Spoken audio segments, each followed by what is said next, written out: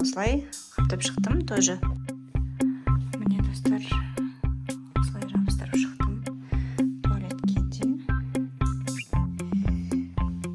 Сәлем достар, бүгін сіздермен каналда кухняға бетін сырып кетпес, дақтар, сырылған, беті құртылып, сондай болып кетпес үшін мен Каспийден кәдімгі самоклеющий осындай пленка заказ бердім. Және де мен бұл түсті именно өзімнің кухнямның түсіне келетіндей сәйкес етіп тура осындай заказ бердім. Және де мен оны қазір жабыстырып шығатын боламын. Және шкафчиктердің ішіне де орнататын боламын. Әр шкафчиктің іштеріне де орнататын боламын. Және сіздермен бөлісемін, қалай шықты, қалай жабыстырдым, қандай болып шыққанын сіздермен бөлісетін боламын. Сондықтан видеоның соңына дейін қарап, лайк басуды, подписаться етуді ұмытпаңыздар. Қан сияқты маған кажется. Соның бетін тағы да бір қаптап қойғым келіп тұр, чтобы анау несі кухняның беті құртылып кетпес үшін шкафтардың жерлеріне де жабыстырып қойғым келіп тұр. Соны бірге көретін боламыз.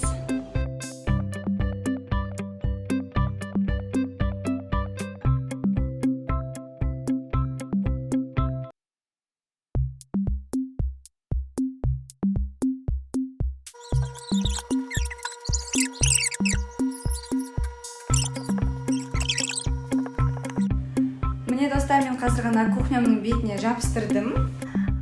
Негізі бұл өзімнің кухнямның несі де осындай болғандықтан қатты разница бермейді. Маған сонысы керек болған еді, қатты разница бермей өзіне ұқсап тұратын, бірақ бетінде осындай защита болатыны керек болған еді. Енді қараңыздар достар, мен мына жерде көрсетуіме болады. Міне осылай жабысып тұр. Жабыстырылғанын мына жақтан көруіңізге болады. Мен ана үстінде тұрған мына жерге шейін жабыстырдым мен, кішкене қайырып, чтобы шығып кетпейтіндей. Бірақ мына плотно жабысып тұр, кәдімгідей плотно жабысады екен, алынбайтындай. Главное, ішінде мынандай воздухтар қалып кетпеу керек екен. Кішкене ауалар кетіп қалса, оны ыстық фенмен де үфіріп, бір қалыпқа жабыстырып кетіп қоюға да болады. Мен өзім фенді қатты қолданған жоқпын. И қараңыздар, мұнда мен кішкене мынандай нелер, кішкене мынандай осындай воздухта кірген кезде былай қаттырақ бассаңыз, ол қаттырақ жабысады. Одан қорқудың қажеті жоқ. Міне, мына жерде үлкен воздух тұр, көрдіңіздер ме? Бұны мен былай жаңағыдай апарып, шетке дейін апарып жоқ қылып осылай істеп тастаймын. И барлығы осылай теп-тегіс болып жабысып шығады. Міне, мына жерде көрсеңіздер болады уже тегіс жерлер, жабысқан жерлер. Былай виді әдемі, ешқандай разницасы да жоқ. И беті, самый главный беті царапиналардан қорғалған защитасы бар. Өзіме осылай ыңғайлы болды. Шкафтарды да осылай істеп, іштердің бәріне осылай істейтін боламыз.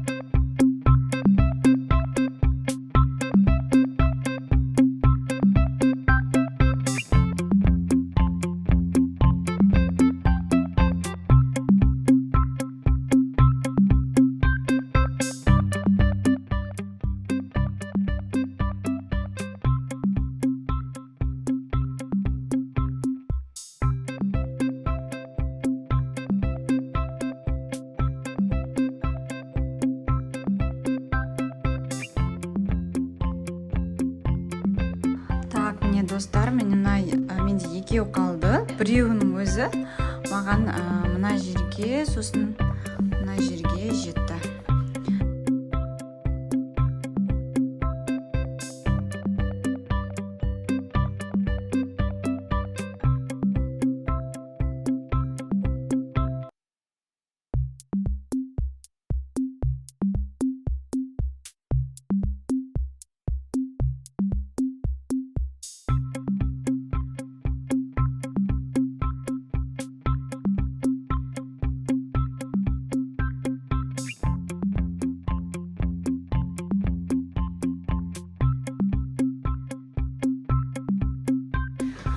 Достар, мен шкафтың іштерін қаптауға кірістім.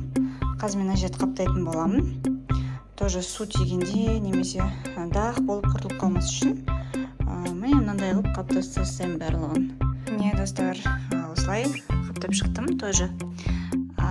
Негізі қаптауға қатты қиындық соқтырған жоқ. Главное бөліп алған дұрыс екен, потому что прям үлкен бөлмей осылай өлшеп кесіп алып істеген кезде көбінесе қиындықтар туы мүмкін, бір-біріне жабысып қалу деген сияқты. А так мұндай нәрсе бөлген кезде болмайды екен. Соны опыттан білдім. Міне енді шкафчиктердің барлығын ішін осылай істеп шығатын боламыз. Міне достар, мынау стекло, осындай қалың стекло, осындай стеклянный стол. Соның бетін жаңағы кухняны қаптаған немен қаптап тастасам деп ойлап тұрмын. Өйткені мұнда кішкене сызылып солай кетіп жатыр бұл да. Енді осы кухняның бетін қазір бірге қаптайтын боламыз.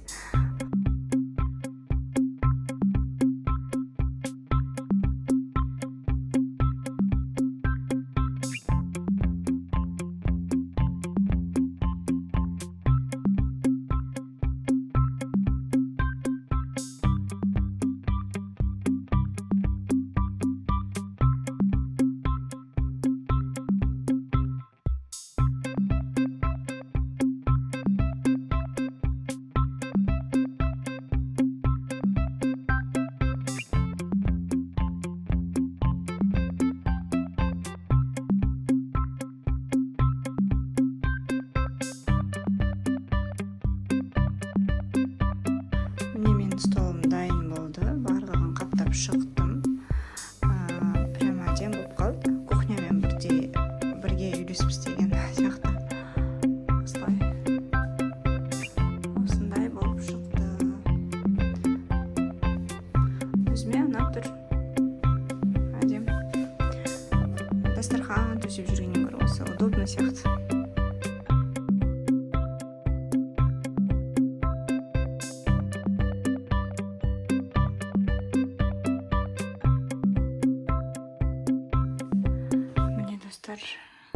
Осылай жабыстырып шықтым туалетке де.